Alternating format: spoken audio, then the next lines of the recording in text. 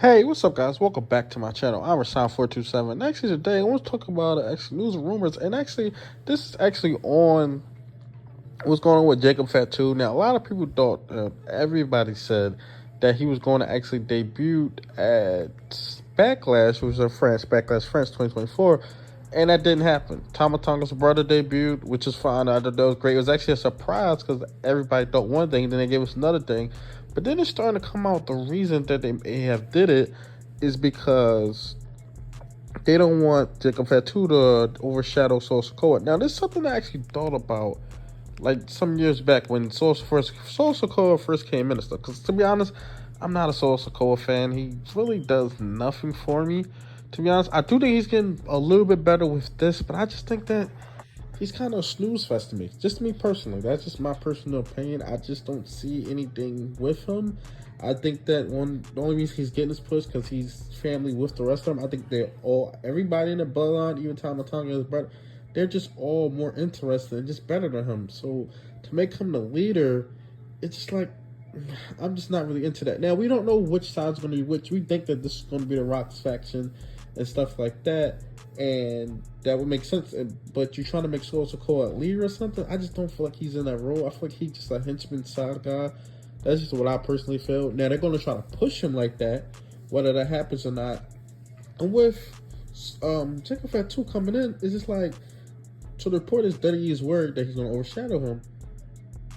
You push whoever the fans are going to gravitate towards. Now, what they're scared of is that the fans are going to gravitate towards Jacob Fatu, which if you've seen, just watch one of his matches. Now, I'm not going to say I act like I was a fan of Jacob Fatu for years and I've watched those matches. I've seen about probably 4 or 5 matches.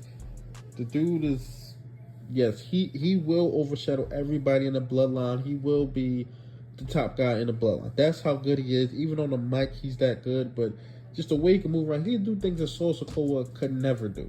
And that's the problem. Is that they want to push Solo Sikoa. Well, I don't really understand it because just push just let them all go out there and do their thing and just push who's ever the best. All this talk about going back and forth about, well, this guy's going to do this and then he's going to overshadow this, but we don't want to push this guy because then he's going to be better. Like, whoever's better is better.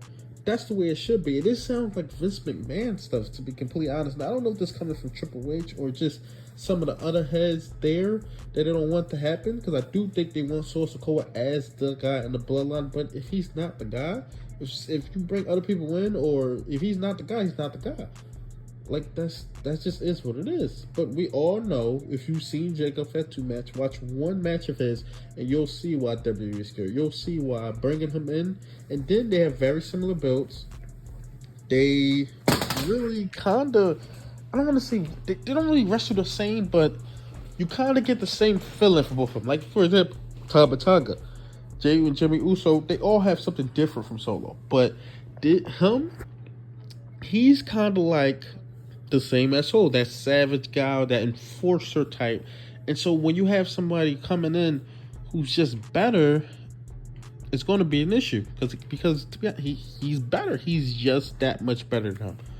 I mean, Solo Sikoa, I mean, what matches has he had that have been like, oh my god, what has Solo Sikoa done that has had you amazed? Nothing. He's just been with the bloodline. He's interfered in matches. That's really about it. And once this guy comes, and you've seen one of his matches, and do you know he's coming? That's just what it's going to be. He's going to overshadow Solo Sikoa. And at that point, I mean, I just don't know. Now, it depends on how they bring him in. Now, I'm assuming that they're going to pair him with him, because if you put him on the other side with Roman's, because we're assuming that there's going to be Roman's team versus Rock team, 2 different bloodlines. But if he's on the other side, then why would you care about him overshadowing him if he's on that side? But then I guess he can still overshadow him. That's the reason we're all assuming that he's going to be on Solo side. That's just what I thought. I assumed that he was going to be on Solo side. I didn't hear enough about Tama Tonga's brother, Tonga Lua. I didn't hear nothing about him at all. So it's just very interesting to see what they're going to do with this. And if they really held him back because of this, I just feel like that's completely wrong. You're literally holding somebody back who you can make so much money on. But that's what the politics is of the business of professional wrestling, because you're literally, if that's the reason, we don't know if that's the reason why. I'm just going to hypothetically, that's the reason why he is, the reason why he hasn't debuted, and that's the reason why he hasn't, that he didn't debut at Backlash, or even before Backlash. They was talking about the SmackDown before Backlash, he's going to debut. If that's the reason why, then that's completely wrong, because you're literally holding somebody back because you're scared that he's going to take somebody else's spot away, which let him take that spot away. If he's the guy, then he's the guy. Now, that could not be the case. Everybody could be just wrong about it. And this report could be wrong. I don't believe this report is wrong, because I wouldn't think that's far-fetched that they would actually think that he's going to overshadow Social Cole. And you got to think about Social Cole's mind. This dude coming in, he's 10 times better than me in every way. Of course he's going to be worried and scared. But it could have been the plan all along to debut him later. Now, when is he going to debut? I mean, you have now a lot of people saying that he can't travel. That could be something, but it's like, well, you could, and then I guess you don't want to debut him on a random SmackDown. But then the problem is with the traveling, and this is why that doesn't really make sense, is that you knew he couldn't travel when he came in. So all these shows, all the pay-per-views until SummerSlam, are outside of the United States. So if you knew he had a traveling problem, then why would you have plans for him to debut at Backlash, unless that just wasn't the case? But then he might not have travel problems. I mean, we'll find out in the next coming months.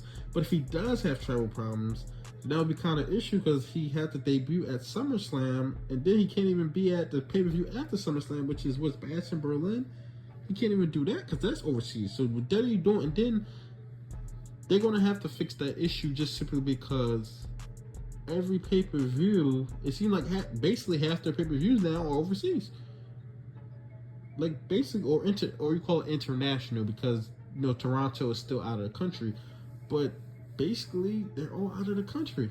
Half of them. Like, we even had elimination. I think, how many pay-per-views have in America?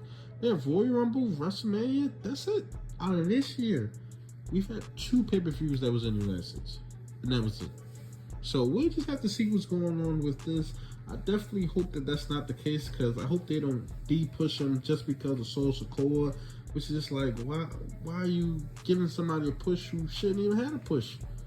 If you really feel that this guy is better, which that's telling me, if you feel like someone's going to overshadow him and he's going to come in and take a spotlight, you feel that Jacob Fatu is better. And if you feel that he is better, then push him and forget Solo Sikoa. Like, I just don't understand that logic from them. And I just feel like that this is the same old Vince McMahon stuff, where he would literally, somebody would be over and you could see this person is better, and then he would still push the other person just because, oh, I want to push this person, or I feel like this person is better, even though he's not better. Stuff like that. But yeah, tell me your thoughts in the comment section below. Like, comment, subscribe. Thanks for